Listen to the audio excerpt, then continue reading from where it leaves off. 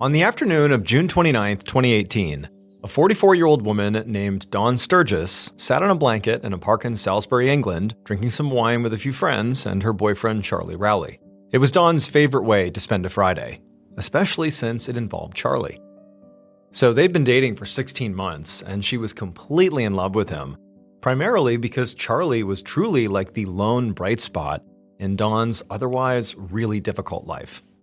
So Dawn was an alcoholic who had struggled with an undiagnosed case of bipolar disorder for years. And so she had a hard time finding work. And for the last 2 years, she'd actually lived in a therapeutic group home. But it was a little after she had moved in there that she had very fortunately met Charlie. Now, on paper, Dawn and Charlie did not seem like they would be good for each other. Charlie was addicted to heroin. He also didn't have a job, and he was frequently in trouble with the law. And so when they first got together, people in Dawn's life worried that Charlie ultimately was just going to pull her down even further into her own problems. But they did make each other really happy. And so they spent basically all of their time together, going between each other's apartments and visiting the park and hanging out with their friends. And for Dawn, this taste of happiness had made her want to make some positive changes in her life. Now, she still drank alcohol, but she finally got her bipolar disorder diagnosed and properly medicated. And she was feeling stable for the first time in years. She was even planning to move out of that group home and into a new apartment soon, and hoped that, that would give her a chance for a true fresh start. And because of all these changes, Dawn had planned a get-together with her family to show them how well she was doing. It was in a few days, and she'd really wanted Charlie to come with her, since their relationship, at least in her mind, was a huge reason she'd been so motivated to turn this corner. Except, despite how much she adored Charlie and really was excited for her life with him, at the current moment as they sat in the park on this Friday, she actually was really mad at him. So before arriving at the park, Charlie and their friends had done some heroin and some other drugs, and being under the influence of these substances was making Charlie act like a total jerk. Dawn had just bought some new hair dye to give herself a new look for this get-together with her family. And now Charlie, high on drugs, was wasting it by putting it in his beard and his eyebrows as a joke. And so Dawn ultimately was really mad, not so much because he was wasting the dye, but because by dyeing your beard and eyebrows and all that Charlie was going to look like a total deranged mess when he met her family for the first time in a few days. And so when she expressed her concerns to Charlie, he did go and, wash out the dye from his face, and he got most of it out. But even after, Dawn still felt just so annoyed by the whole thing. It's like he knew how important this meeting with her family was going to be. Why would you jeopardize that? And so in the end, even after he had cleaned himself up, Dawn just got up and stormed off, leaving Charlie and the friends to pack everything up. She was done. Hours later, around 10 p.m. that night, Dawn lay on the couch in Charlie's living room, listening to Charlie and their friend Sam Hobson talk about life and how unpredictable and how unfair it could be. Now, Dawn was still feeling annoyed at Charlie, but overall, she was mostly back to being in a pretty good mood. After she had stormed away from the park, she'd gone to her place, and she had dyed her hair with the rest of the dye that was left, and then she'd called her mom. Dawn actually had 3 kids of her own, and 2 of them were adults. But her own mother, so Dawn's mother, had custody of the youngest child, and Dawn was hoping that maybe they could all see each other tomorrow at this get-together. And her mother had said yes, so Dawn was really looking forward to that. But at this exact moment, all Dawn really wanted to do was just go to sleep. So she got up off the couch to go grab her nightly medication out of the bathroom, and just to get there, she had to carefully step around all the junk and just sort of random items that were laying strewn about all over Charlie's apartment. Charlie was always going out and finding things out on the street or even in dumpsters and bringing those things back home. Sometimes he would sell these things afterwards, but a lot of the things he just sort of kept around. So the apartment was very cluttered. But Dawn successfully navigated the pathway to the bathroom. She grabbed her pills and then went back to the couch, swallowed the medication, and then she lay back into the cushions. Then minutes later, she was asleep. The next morning, Dawn woke up on Charlie's couch a little bit before 9:30 a.m. She did have a small hangover, just a little headache, but by her standards, that was not so bad. She had not drank a ton the day before, so this was a good start to her day. Just a few minutes later, Charlie came into the room and He sat on the couch next to her and said good morning. And between Dawn not feeling that great physically and remembering how obnoxious Charlie had been yesterday with the hair dye, Dawn really didn't feel like talking to him right now. But before she could say as much, Charlie's eyes lit up and he said he'd almost forgotten. He actually had a present for her that he'd gotten a few days ago. And then Charlie, he jumped up and he disappeared into the kitchen, and then he came back with a box, which he said was for her. It was her gift. And this made Dawn forget all about her irritation with him. Dawn didn't get very many gifts. I mean, she had a lot of friends in her life who, wanted to give her gifts, but, they, much like her and Charlie, didn't have much money. And so gifts were not a common thing in her life. And so to be receiving this gift right now was really exciting. And so Dawn smiled widely and she opened up the box's lid, and inside was this clearly very expensive bottle of perfume. And she gasped when she saw it. It was brand new. She would never have been able to afford something like this, and she was shocked, frankly, that Charlie had managed to get it for her. Like, how could he have gotten this? Dawn gave Charlie a very excited hug, and she told him she absolutely loved it. And so she pulled it out and she sprayed some on her wrists and she rubbed them together and she thought it smelled so good. And then she handed the bottle to Charlie and told him to please put this somewhere safe. Then she stood up from the couch with a big smile on her face and she went to get her makeup to go get ready for the day. About 5 minutes later, Dawn was sitting back on the couch with her makeup bag now in her lap, and she was applying foundation to her face and telling Charlie about how she was thinking about putting more dye in her hair, maybe a blue streak this time. But as she finished her foundation and reached for her powder, she felt her headache suddenly intensify. She winced, hoping it would pass, but pretty soon she started feeling pretty lightheaded and realized she was sweating quite a bit. She stopped talking about her hair and told Charlie she was feeling really weird. Charlie seemed worried and asked if she wanted some pain relievers, but Dawn just shook her head. She'd already taken her meds that day and didn't want to take more pills because it could upset her stomach. Instead, she handed her makeup bag to Charlie and asked him to go put it back in the bedroom, and then she hurried to the bathroom to splash some water on her face. And by the time she got in there and actually began putting the water on her face, it was like her whole body felt like it was on fire. She was sweating so much, to the point where she felt like this water wasn't enough. And so she actually just climbed into the empty bathtub and just figured the cold tile of the tub would feel good against her hot skin. But as soon as she climbed in and laid down, she felt her breath start to catch in her chest. From the living room, Charlie heard Dawn in the bathroom, and he heard the sound of the water turning on and then off, and then the sound of Dawn rustling around in there. Now, he was somewhat worried about her, but he also knew she regularly had hangovers, and she clearly had one now, and so he figured, that's what this was. He also really wanted to leave right now and go meet up with his friend Sam to shoot up some more heroin, because that would take the edge off his headache and his nausea. However, before he could do that, he heard a weird sound coming out of the bathroom where Dawn was. At first, he wasn't even sure what it was, but then he realized it was a gurgling sound. And so at this point, he jumped to his feet and he hurried to the bathroom door, and as soon as he opened it, he gasped, because Dawn was laying there in the empty bathtub, fully clothed, and frothing at the mouth. Charlie had no idea what was happening, but he instinctively ran over to her, pulled her out of the tub, and he laid her on the floor, and he could tell that she was basically unconscious and she was limp. And in fact, when he listened closely to her mouth, he couldn't even tell if she was breathing. And so Charlie's thinking, this is not a hangover. This is something way more serious. So he ran and got a phone and he called the emergency line.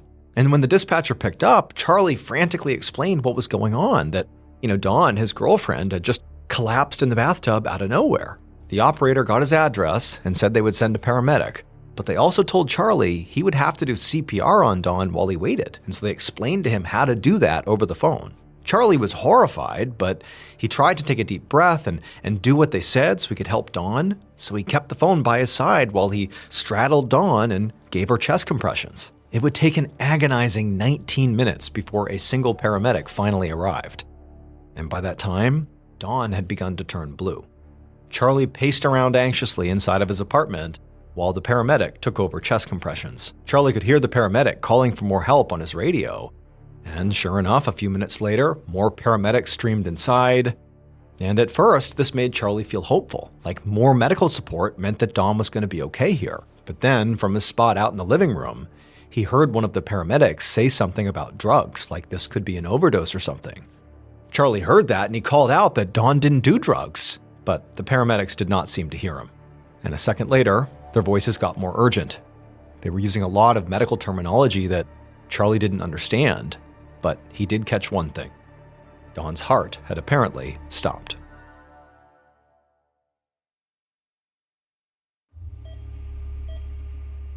Now, the paramedics were actually able to get her heart beating again, but it took them more than an hour to get her stable enough to move her from Charlie's apartment to the hospital. And Charlie, he just watched in panic and despair as they loaded his girlfriend on a stretcher, and then he followed them out of the apartment to stay with Dawn for as long as he could.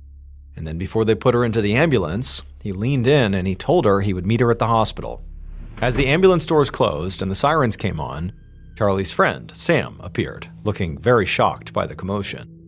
They'd had plans to go to a church event that day that had free food, which Charlie had totally forgotten about. But Charlie told Sam everything that had happened and said he had to skip out on that event because he needed to go to the hospital as fast as he could to meet Dawn. But even as he was saying this out loud, he knew he really couldn't do that, because if he went to the hospital right now, he had no idea how long he'd be there. And since he was addicted to heroin, he would start to get sick from withdrawal if he didn't get some drugs in his system first. And so Charlie felt trapped. He really didn't know what to do here, and he sort of felt like he was on the verge of breaking down. This was just so much. But then he remembered he had a methadone prescription at the local pharmacy. Methadone is a drug that's often given to people who are addicted to heroin, who are, trying to get clean, and this drug is used to help them with addiction and withdrawal symptoms. It sort of closely mimics what the body would feel if it shot up the drug, but without, the euphoria and the actual high sensation of using the drug. Now, Charlie had not actually filled his methadone prescription yet, mostly because he was not focused on getting clean. But as he's thinking about needing to be at the hospital all day and needing to be, coherent and being able to talk to doctors and nurses and Dawn, he thought, well, hey, I'll go fill my methadone prescription. I'll take that. It'll keep me, from getting sick, but I'll also be clear-minded so I can be in the hospital and help Dawn. So Charlie asked Sam if he would come with him on a different outing to go to the pharmacy to get his methadone. A couple of hours later, at around 3:30 p.m., Charlie got back to his apartment with Sam. It had been incredibly hot outside, and walking around for that long, they now were both dripping with sweat. After they had gone to the pharmacy, Charlie and Sam had actually gone by that church event, but not really to get food, but instead to literally go say a prayer for Dawn. Now, they were back at his place to pack up a bag both for himself and also for Dawn that they would bring to her at the hospital, and then Charlie didn't really know how long he would be there, but he now had his methadone and figured he'd be okay. But as Charlie was doing this, it was like he couldn't think straight. He had this really intense headache, and even though it had been hot outside, it was like he just couldn't stop sweating. And so Charlie was thinking to himself, maybe it's the methadone. He had never done it before, and maybe this is like a byproduct. Maybe these are symptoms from taking methadone.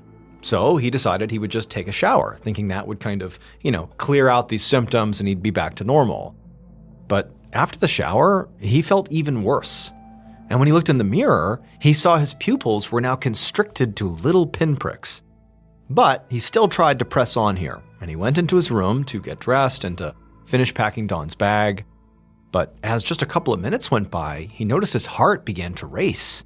And as it raced, it got faster and faster, like he couldn't calm it down. Now, over the past couple of days, between the methadone and heroin, Charlie had basically used a lot of drugs.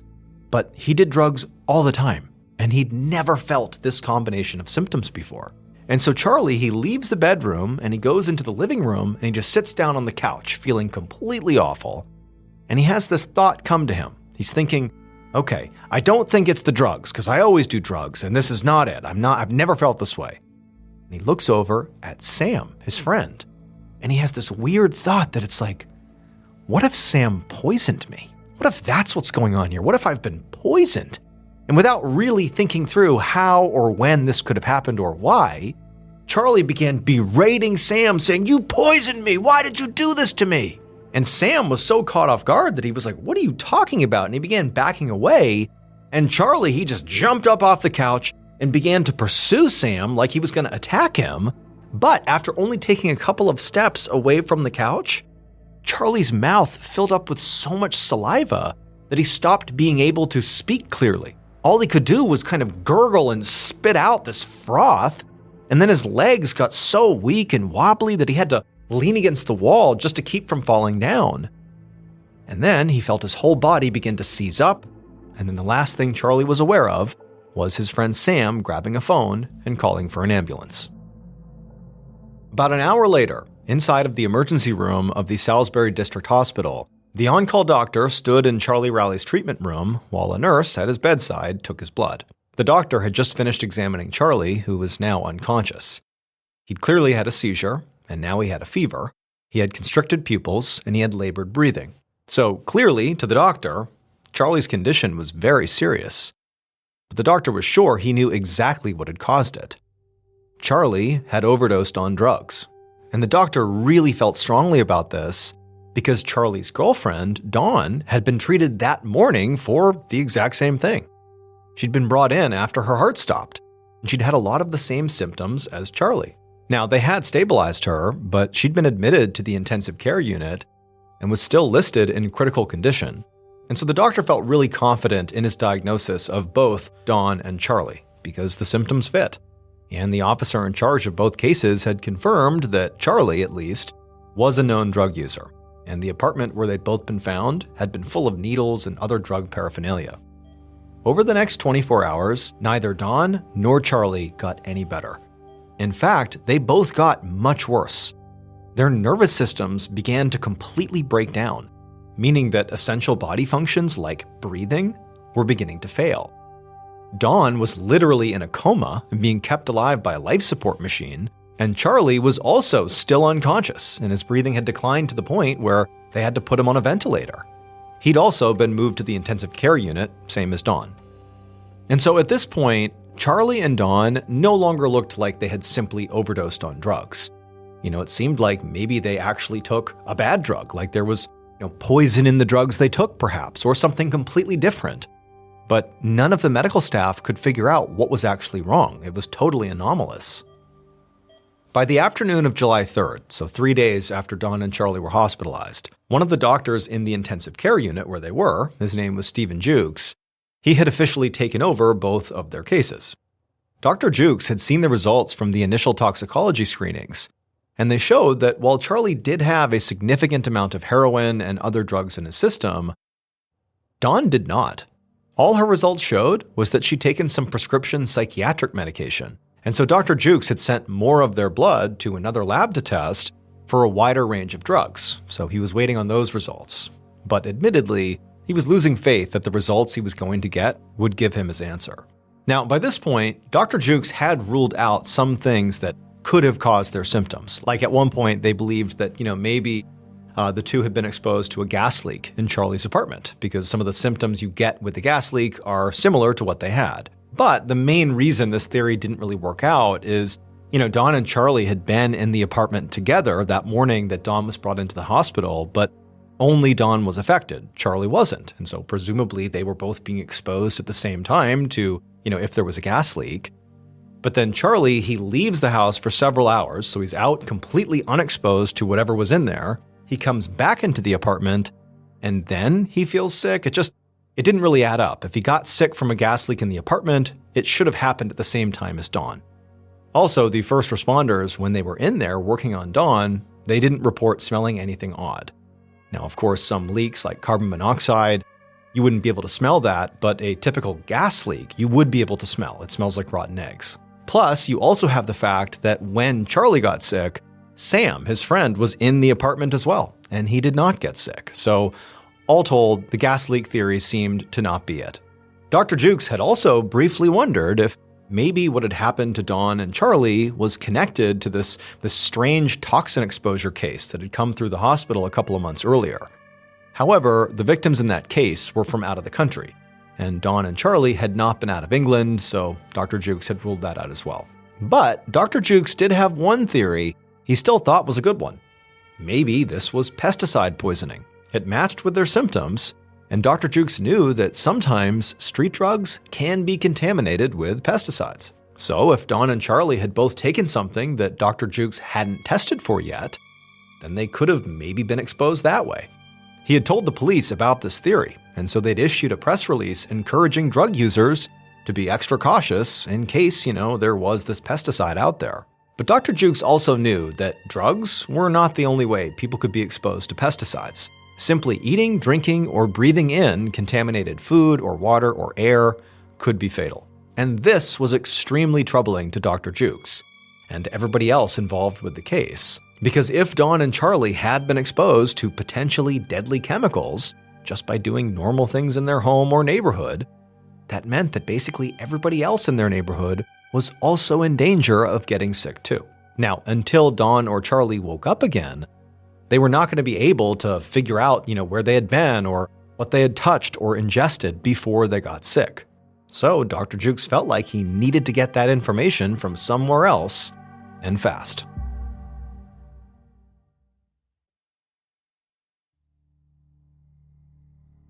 The next morning, July 4th, so 4 days after Dawn and Charlie got sick, Dr. Jukes pushed open a door to a room where Dawn's mother, her 3 sisters, and her son were all waiting.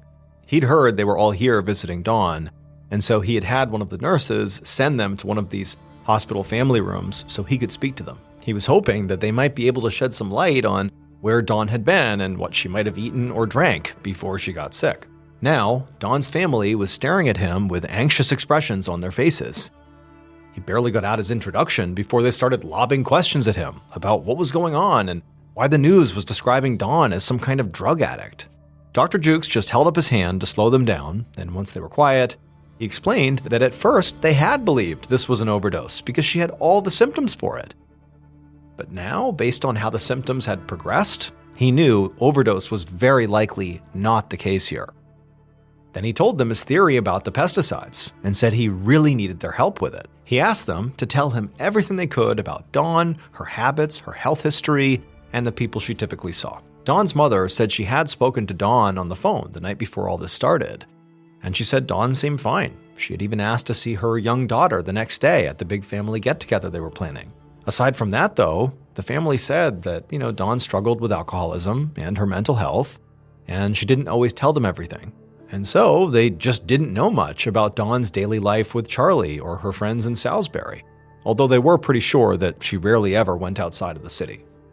But what the family primarily wanted to communicate to Dr. Jukes was that Dawn was not just some nobody the way the news had portrayed her.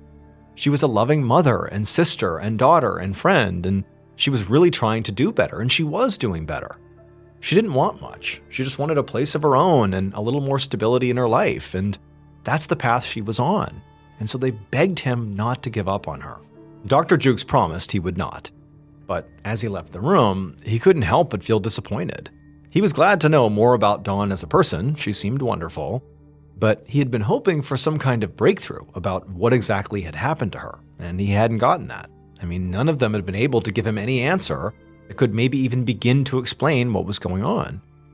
And so at this point, he really wasn't sure what else he could even do. But as Dr. Jukes headed back towards his office to try to figure out his next move, he saw a lab tech rushing towards him down the hallway.